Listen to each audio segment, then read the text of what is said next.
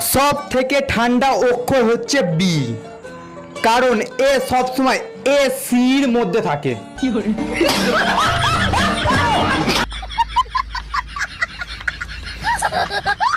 সব থেকে ঠান্ডা অক্ষর হচ্ছে বি, কারণ এ সবসময় এ সির মধ্যে থাকে।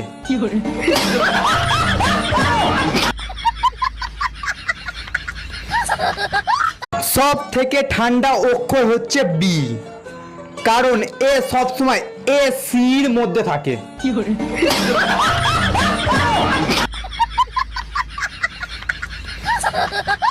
সব থেকে ঠান্ডা অক্ষর হচ্ছে বি, কারণ এ সবসময় এ সির মধ্যে থাকে।